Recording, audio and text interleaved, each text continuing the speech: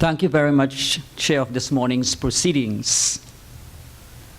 The Honorable Irene Moloney, Minister of Energy and Minerals.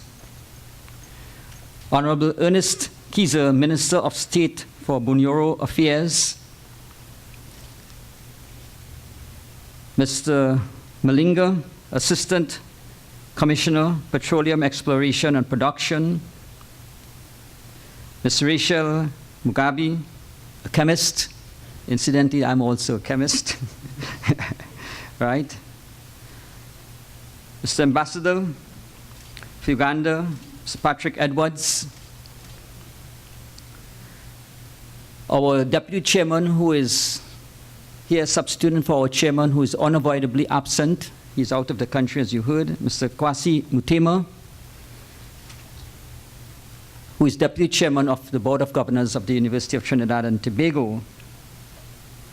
Our representatives from the Energy Chamber, we have 3 of them here with us this morning, Priya Maraj, Eugene Tia, and Mr. Harris Khan.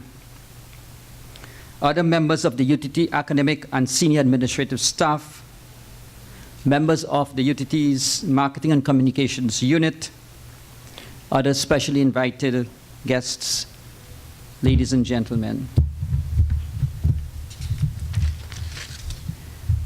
On behalf of our National University of Trinidad and Tobago, UTT for short, I want to welcome our very distinguished delegation from Uganda. We at the University of Trinidad and Tobago are indeed very proud to have such a distinguished delegation, including UTT, and in particular, this campus here, the Energy Campus at Point Lisas, on your very busy itinerary here in Trinidad. And we really are very proud of this. It is my sincere hope that arising out of this visit to Trinidad, that your team would have achieved its strategic objectives that you have set yourself. And in particular, it is my sincere hope that arising out of this visit, this segment of your visit here to the Energy Campus, that will emerge sustainable symbiotic relationships between relevant universities in Uganda, as well as relevant government ministries responsible for energy and industrialization, and here with us at UTT. As we seek through knowledge creation, knowledge transfer, skills training, creativity, research, development, and innovation to create wealth and thereby improve the quality of life for all our people. I think the objective is the same on both sides of the continent. It is now fully recognized by the majority of policymakers around the world that education is the great social equalizer. It is now also fully recognized that we are living in a knowledge society, a knowledge economy, and that the successful economies, I would say, of the present and the future, would be those which generate knowledge and use knowledge to create wealth for the benefit of all its people. Again, it is known that those countries which possess vast resources, and that by itself does not create sustainable wealth. It is the use of knowledge to convert these natural resources into value-added products along the entire value chain that is now the critical success factor. We in Trinidad and Tobago have recognized this quite a while ago. And it's this philosophical underpinning that has led to the development of the Point Lisas industrial estate, where we have been monetizing our gas for quite a while. As a consequence, we now have some of the largest methanol and ammonia plants in the world. And of course, we are exporting skilled human resource, all because of that philosophical vision which started in the late 60s. And it's that same philosophical underpinning that has given birth to the National University of Trinidad and Tobago in 2004, a university with a difference, a university with an entrepreneurial vision and mission.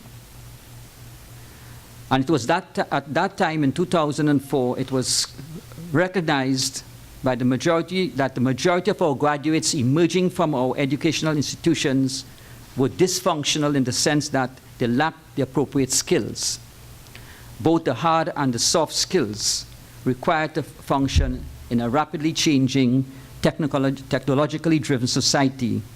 And this had to be addressed by us in a very urgent manner. And of course, that gave rise to the birth of the University of Trinidad and Tobago.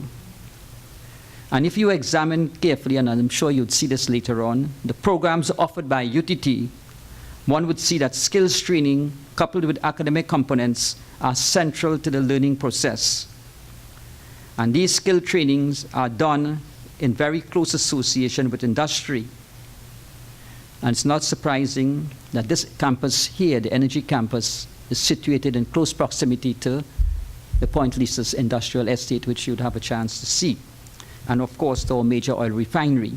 So this is very strategic in the whole process of educating, right, for work. Because we feel that the aim of the UTT are basically threefold. To produce the appropriate human resource, and I said appropriate human resource, both in terms of numbers and skills and competencies required by our industries and our government, etc. And the second function, of course, is to, through our research, development, and innovation, find solutions to problems. And there's a third, which very few people talk about, through our activities at our universities, to ensure that we keep our people one step ahead of our competitors. It's the only way to survive in this rapidly changing world. We have to keep one step ahead of our competitors, and that is the role of the academic institution.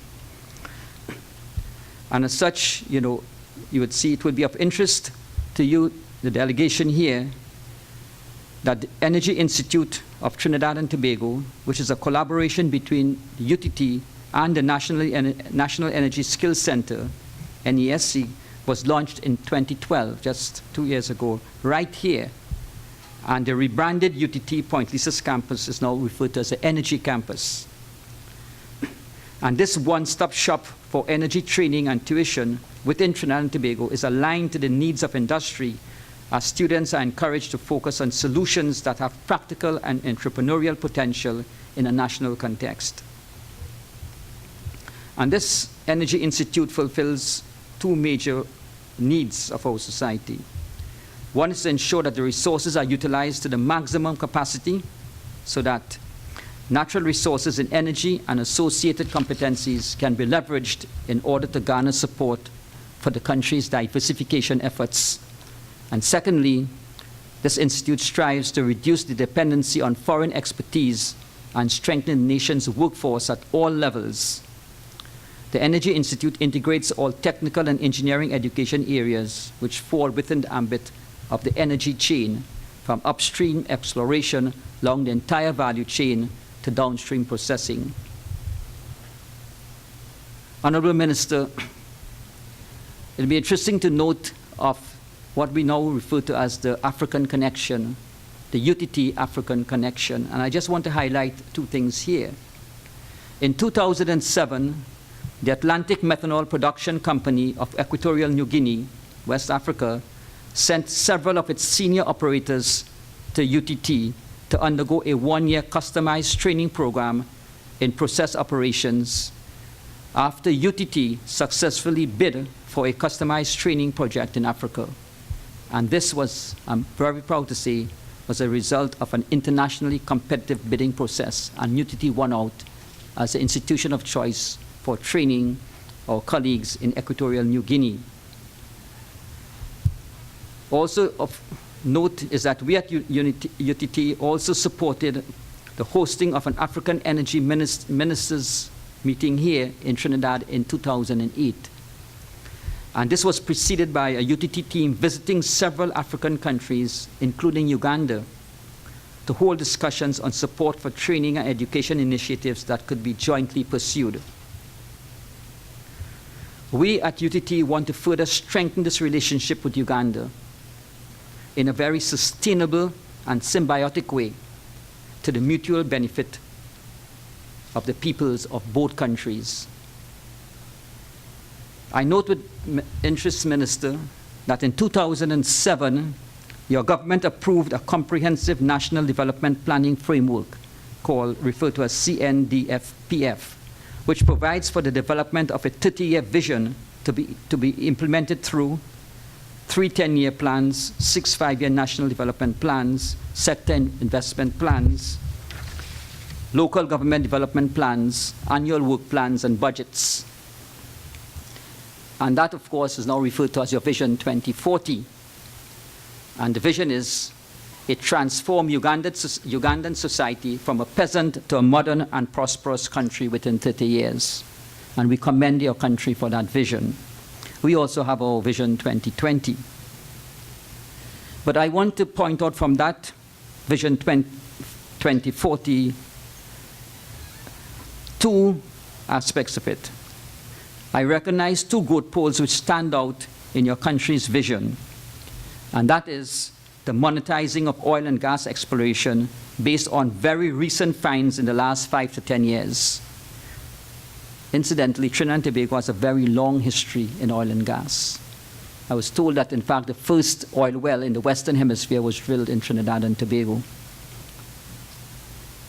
And I noticed in that report also that Heritage, in a report to its partners, talked about the Ugandan reserves of 2.4 billion barrels, worth approximately 7 billion, as the most exciting new player in sub-Saharan Africa. So tremendous potential awaits you. And it's here where I now make a plug for UTT. It is here UTT can be of assistance in human resource development as it relates to Uganda's petrochemical sector. And we are willing to offer whatever training that we could. We in Trinidad and Tobago have also identified food security as a critical growth pole in our medium-term sustainable development plan.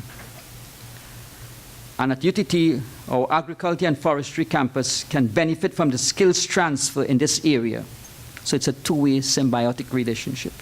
Thus, we would want to work closely with the agricultural training and research institutes in Uganda to develop a modern, technologically driven agricultural training and research campus here in Trinidad and Tobago. In closing, I want again to thank your Honorable Minister and your delegation for taking the time off from your busy schedule to be with us here this morning and to get to know about the uniqueness of our training programs and facilities as it relates to the petrochemical and manufacturing sectors in particular. Our Provost, in his presentation, will be providing the delegation with more specific information about the range of programs being offered at UTT. I sincerely hope that you will find time from your busy schedule to enjoy the exquisite cuisine and culture of Trinidad and Tobago, which are reflective of our Spanish, French, African, East Indian, Chinese, Syrian, you just name it, heritage in the paradise island of the world. And of course, I'm sure you'll be witnessing some of this at our Emancipation Day celebrations on Thursday, August the 1st.